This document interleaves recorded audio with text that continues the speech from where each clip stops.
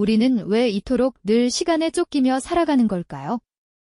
숨가쁜 하루하루를 보내며 어쩐지 매일 부족하게만 느껴지는 시간에 허덕이는 우리 자신의 모습을 자주 발견하곤 하죠. 문득 이런 의문이 들 때가 있습니다. 과연 과거의 사람들도 우리처럼 시간에 허덕였을까요? 지금보다 훨씬 적은 도구와 기술만으로도 어떻게 그들은 우리보다 더 여유로운 삶을 누릴 수 있었을까요? 그 해답이 전혀 예상치 못한 곳, 바로 살림이라는 평범한 단어 속에 숨겨져 있다면 어떠실까요? 바쁜 일상 속에서 늘 시간에 쫓기고 해야 할 일들에 파묻혀 허우적대는 현대인의 고질적인 피로감은 이제 우리 모두의 공통된 이야기가 된 듯합니다. 스마트폰 알림은 끊임없이 울리고 쏟아지는 정보의 홍수 속에서 우리는 무엇을 해야 할지, 무엇이 중요한지조차 분간하기 어려워질 때가 많습니다. 끝없이 스크롤을 내리다 보면 어느새 시간이 훌쩍 지나가 있고 정작 중요한 일들은 손도 대지 못한 채 잠자리에 들곤 하죠. 마치 삶의 통제권을 잃어버린 듯한 불안감과 함께 깊은 한숨이 절로 새어나오는 순간들, 여러분도 경험해 보셨을 겁니다.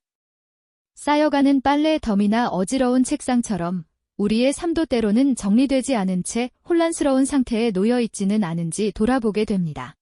이러한 시간 빈곤 속에서 우리는 삶의 중요한 부분들을 잃어가고 있는지도 모릅니다. 가족과의 따뜻한 대화, 자신을 돌아보는 고요한 시간, 새로운 것을 배우는 즐거움 같은 것들이죠. 디지털 환경과 과도한 정보는 우리의 주의력을 분산시키고 한 가지 일에 온전히 집중하기 어렵게 만듭니다. 우리는 늘 바쁘다고 말하지만 정작 무엇 때문에 바쁜지, 그 바쁨이 우리에게 어떤 의미가 있는지 되물을 틈조차 없죠.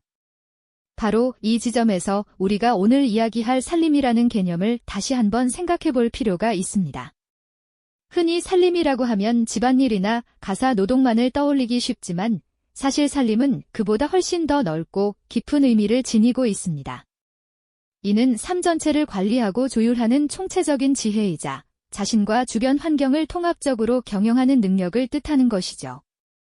그렇다면 기술의 발전이 미미했던 과거 시대의 사람들은 어떻게 제한된 자원과 시간 속에서 이토록 효율적으로 삶을 꾸려나갔을까요?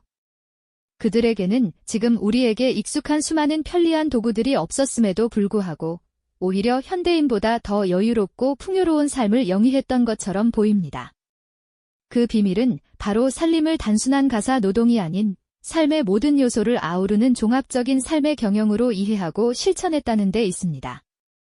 과거의 살림은 자원 배분과 효율적인 계획, 미래에 대한 예측, 그리고 공동체적 협업을 포함하는 고도로 숙련된 삶의 방식이었던 거죠. 선조들은 자연의 순리를 따르며 계절의 변화에 맞춰 삶을 조율했습니다. 봄에는 씨앗을 심고, 여름에는 가꾸며, 가을에는 수확하고, 겨울에는 저장하는 순환의 지혜를 알고 있었죠. 예를 들어 제철 채소나 과일을 넉넉하게 수확하여 장아찌를 담그거나 말려서 보관하는 것은 단순한 음식을 만드는 행위를 넘어 다가올 계절에 필요한 식량을 미리 확보하는 예측과 준비의 과정이었습니다. 이는 곧 미래의 시간을 현재로 끌어와 효율적으로 사용하는 지혜로운 시간 관리 방식이었던 셈이죠.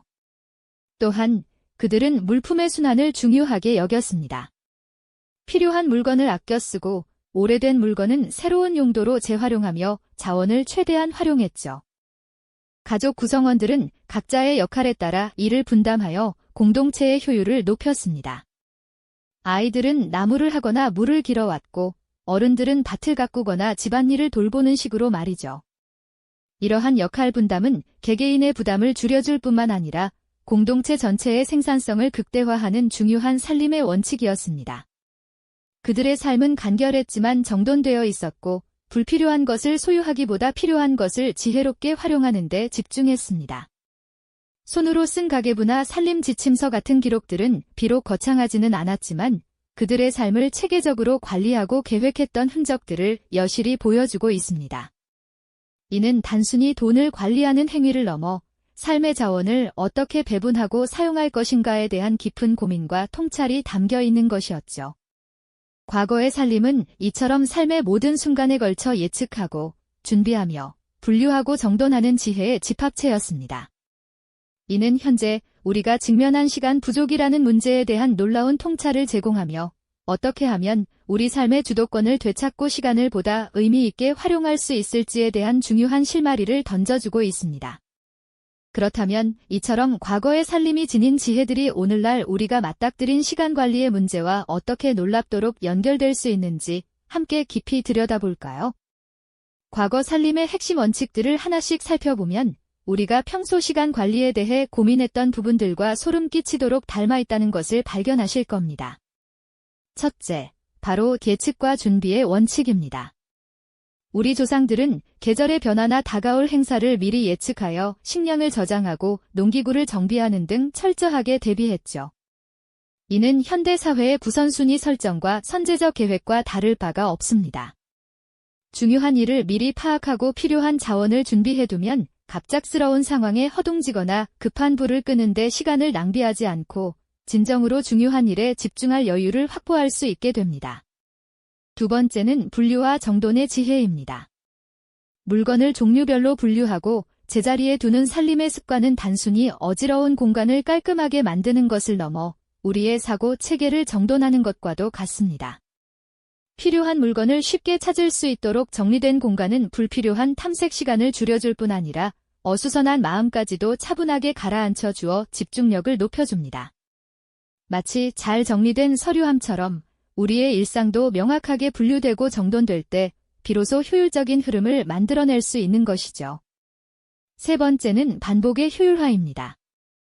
매일 반복되는 가사 노동 속에서 최적의 동선을 찾고 일정한 순서로 일을 처리하며 효율을 극대화했던 조상들의 지혜는 현대의 루틴 형성과 자동화의 원리와 정확히 일맥상통합니다. 습관처럼 몸에 밴 루틴은 에너지를 덜 소모하면서도 높은 생산성을 유지하게 해주며 중요한 결정을 내리는 데 필요한 정신적 에너지를 아껴줍니다. 매일 아침 같은 시간에 일어나 같은 순서로 준비하는 것만으로도 하루가 훨씬 매끄럽게 시작되는 것을 경험해 보셨을 겁니다. 마지막으로 버리는 지혜를 빼놓을 수 없습니다. 과거에도 불필요한 물건을 쌓아두지 않고 오래된 것은 새로운 용도로 재탄생시키거나 과감히 처분하는 비움의 살림이 있었습니다. 이는 현대의 불필요한 것 제거 혹은 미니멀리즘과 연결됩니다. 물건뿐만 아니라 불필요한 정보, 관계, 심지어는 비생산적인 습관까지도 과감히 정리함으로써 우리는 진정으로 중요한 것에 집중할 수 있는 물리적, 정신적 여백을 확보하게 됩니다. 이 여백이야말로 우리가 진정으로 원하는 삶을 채워 넣을 수 있는 소중한 공간이 아닐까요? 이처럼 살림의 모든 원칙들은 결국 공간의 정돈이 마음의 정돈으로 이어지고 그 마음의 정돈이 결국 시간의 효율적인 활용으로 귀결된다는 보편적인 진리를 우리에게 보여주고 있습니다. 어지러운 책상 위에서 중요한 서류를 찾는데 시간을 허비하는 경험, 다들 있으실 겁니다. 반대로 깔끔하게 정리된 공간에서는 마음도 차분해지고 할 일에 대한 집중력도 높아지는 것을 느끼실 수 있을 거예요. 자, 그렇다면 이 놀라운 과거의 지혜들을 오늘날 우리의 삶에 어떻게 적용해 볼 수 있을까요? 거창한 계획부터 시작할 필요는 없습니다. 작은 습관의 변화와 의식적인 선택을 통해 삶의 통제력을 회복하는 것이 중요하죠. 예를 들어 매일 아침 일어나 하루의 가장 중요한 일 3가지를 정해보는 것, 또는 퇴근 후 15분 동안 다음날 입을 옷을 미리 준비해두는 것만으로도 큰 변화를 느낄 수 있습니다.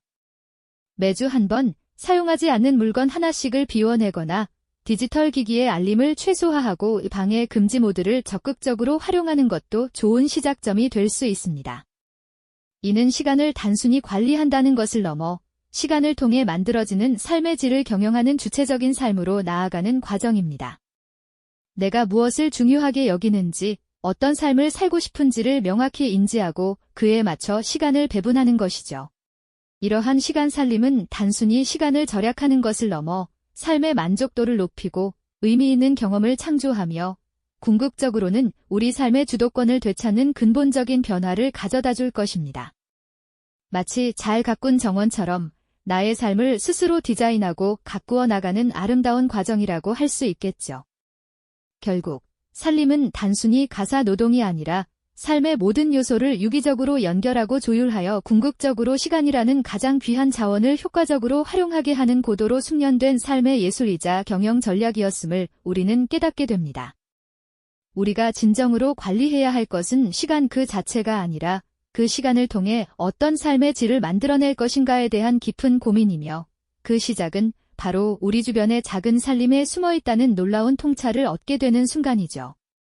과거의 지혜가 현대인의 가장 큰 고민인 시간 부족 문제를 해결할 열쇠가 될 수 있다는 강력한 희망을 발견하는 지점입니다. 오늘날 우리는 과거 어느 때보다 풍요롭고 편리한 세상에 살고 있지만 역설적으로 가장 시간을 빈곤하게 느끼는 세대입니다. 끊임없이 쏟아지는 정보와 해야 할 일의 홍수 속에서 우리는 늘 시간에 쫓기며 살아가는 것만 같습니다. 하지만 효율적인 살림의 지혜는 단순히 집안일을 잘하는 것을 넘어 현대인의 삶을 옥죄는 시간 부족의 근본 원인을 직시하고 삶의 주도권을 되찾아 진정으로 원하는 것에 시간을 투자할 수 있게 하는 강력한 도구임을 다시 한번 강조하고 싶습니다. 여러분의 삶은 지금 어떤 살림을 하고 계신가요? 시간을 단순히 소비하는 삶에서 벗어나 이제는 시간을 경영하는 주체적인 삶으로 바꿔보는 건 어떨까요? 이 영상이 도움이 되셨다면 좋아요와 구독 부탁드립니다. 여러분의 응원이 제게 큰 힘이 됩니다. 다음 영상에서도 더 유용한 정보를 공유하겠습니다.